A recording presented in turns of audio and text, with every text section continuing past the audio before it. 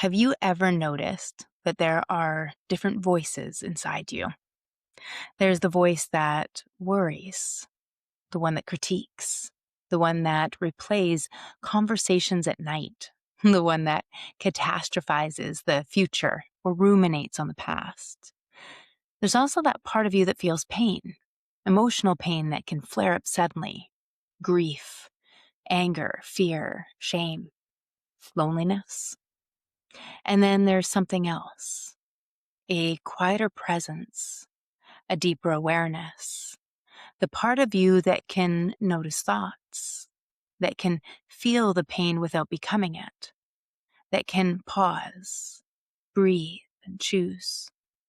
Today, we're going to talk about the layers of consciousness, not as abstract philosophy, but as something you live with every single day.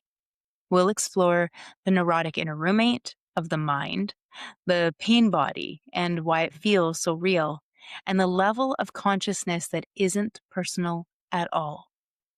The intelligence that holds your body, this planet, the universe together. Because when you understand these layers, something profound happens.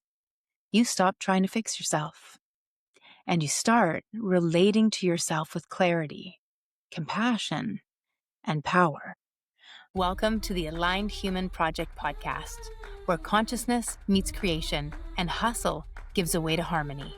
I'm Dawn Elgin, contrarian soul guide, spiritual CEO, and founder of Practical Spiritualism. This is a space where we explore what it truly means to be human, aligned, awakened, and in flow with the field of life itself. Together, we'll bridge science and spirit, energy and embodiment, purpose and prosperity, so you can remember who you are beneath the programming and reclaim the power to create in full alignment with your soul.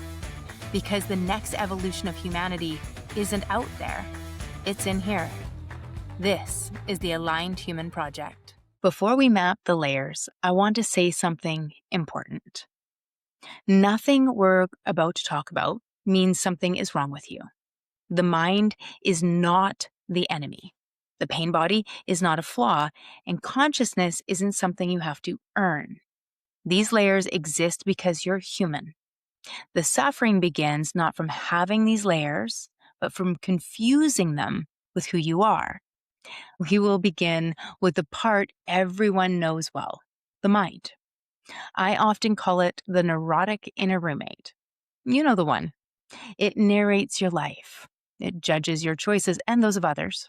It replays conversations, predicts worst-case scenarios. It keeps the score. It reminds you of everything you've ever done wrong. Maybe something everyone else has done wrong. I'm sure you've been here before. It's 3 a.m., you're exhausted, your body is tired, but your mind is wide awake. It's replaying something you said, maybe something you didn't say, something that might happen next week. And no matter how much you want it to stop, it won't. That's not because you're weak. It's because the mind's job is pattern recognition and threat detection. The mind, it lives in the past and future. It's conditioned by early experiences. It seeks certainty. It prefers familiarity over truth, and it tries to keep you safe even when it's wrong. The problem is not that the mind exists. The problem is when the mind becomes the authority. From our field-informed lens, this is the subconscious layer. It's patterned, it's repetitive, it's efficient. It's not creative. And this aligns with the law of becoming. Patterns create identity, or the law of reflection. The world mirrors your internal scripts. The mind is a tool, a brilliant one, but it is not you. Beneath the mind lives something more visceral, the pain body. This is a term used by Eckhart Tolle, but it shows up across psychology, trauma studies, and somatic work. The pain body is unprocessed emotional energy. It is stored in the nervous system, and it is activated by resonance, not logic. It's experienced as this feels overwhelming. Have you ever had that experience? You're going about your day and something small happens. Maybe it's a tone of voice, a look, a comment, and boom, you're flooded. Anger, sadness, defensiveness, collapse. Afterward, it feels disproportionate because it is. What's responding isn't the present moment. It's stored emotional memory. It's reaction. From a compassionate lens, the pain body isn't trying to hurt you. It's trying to be felt and integrated. You can think of this as just one more way that our spirit lets us know there's something wrong, something that we need to let go of. When the pain body activates, the mind scrambles for a story. You become reactive, defensive. Old identities come online and logic disappears. This is why just think positively never works. You can't logic your way out of the nervous system. From our field-informed lens, this is where the law of return comes. Pattern resurfaces for integration, or the law of power. Presence dissolves identification, or the law of dominion. Responsibility without shame. The pain body, it softens when it is noticed, allowed, when it's not resisted, not judged, and not turned into an identity. Now we move beneath the mind and beneath the pain body into something that is not personal at all.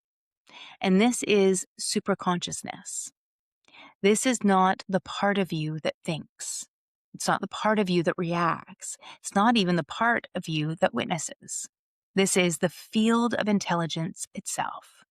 The same intelligence that grows your cells, breathes your lungs, regulates your nervous system, moves the seasons, and holds galaxies in motion. This is not something you access. It's something that you are. Before story, before identity, before experience. Superconsciousness doesn't observe the mind. It doesn't manage emotion. It doesn't comment. It simply is. And it was never wounded. Think of a moment when everything went quiet. Not because life was perfect, but because you stopped resisting.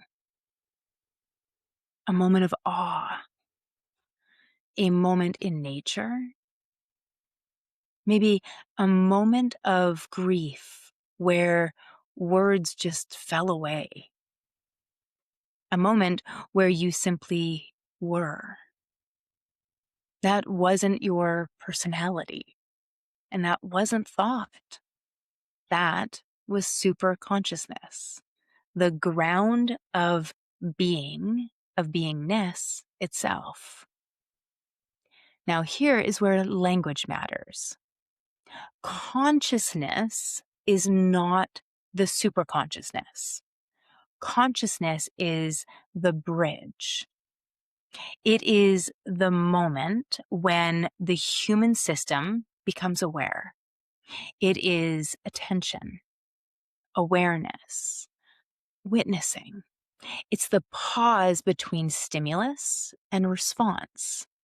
Consciousness is how the superconsciousness expresses itself through form. This is where thoughts can be noticed, emotions can be felt without being acted out, patterns can be interrupted, choice becomes available. Consciousness is not identity, it is function. It's the place where alignment becomes lived. Now there is this pause that can change everything. You're triggered. The thought appears, the emotion rises, and the old way would be immediate reaction, defensiveness, story. But with the pause, there's a new way. You notice. You pause. You breathe. That pause is consciousness, not thinking, not fixing, just awareness. And from that awareness, a different response is possible. Really, it's a response period. Suffering is not caused by having thoughts or having pain. Suffering happens when the mind believes it is the authority. The pain body believes it is who you are. Consciousness is offline. Superconsciousness is forgotten. When this happens, reactivity takes over. Patterns repeat. Exhaustion builds, and shame creeps in. Nothing's gone wrong. You've simply lost orientation. Alignment happens when the layers return to their rightful roles. The mind becomes a tool. The pain body becomes information. And consciousness becomes the chooser. Superconsciousness becomes the ground. And this is coherence, not transcendence, not bypass, not perfection, just right relationship. So here is your aligned human map. Superconsciousness, who you are, eternal. Subconscious, what you are, the past, all your experiences. And consciousness, what you do, the bridge. Alignment occurs when what you do, consciousness, matches what you are, subconscious, self-programming, in service of who you are, pure perfection. So here are some practices to live this daily. 1, name the layer. Mind is talking. Pain body is activated. I am aware. Naming restores consciousness. This could sound like, judging, planning, dreaming, looping. Just name it. Anger, grief, no story. 2, return to sensation. Your breath, your body, contact. Awareness lives in the body. Now 3, choose from coherence, not urgency, not fear, not habit, but from alignment. There's always time to take the breath, that beautiful pause. So let's finish this up with an embodiment practice. Rub your hands together and begin to bring that left and right hemisphere of the brain into coherence. Let's go ahead and place the right hand on your heart. You can always place the left over top if you wish. Take a nice inhale, long exhale as you just silently repeat, I am aware. I am here. I am held. I am not my thoughts. I am not my pain. I am the field in which all of this arises. Rest there. Just let yourself be. Thank you so much for being here with me today. Remember, the mind thinks, the pain body feels, consciousness chooses, and superconsciousness is who you've always been. So let the mind become the servant, the pain body become the teacher, so that consciousness becomes the path home. This is the path of the aligned human, and it is already alive within you. You are not here to fix yourself. You are here to remember yourself. Because when you align with your truth, everything else begins to align with you. If this episode sparked something inside you, hit follow or subscribe and share it with someone walking their own path of awakening. And if you're ready to go deeper, you'll find free resources, programs, and community spaces waiting for you at practicalspiritualismco.com. Remember, alignment isn't a place you reach. It's a practice you live. So keep pausing, keep feeling, keep aligning. You are the field. You shape the form.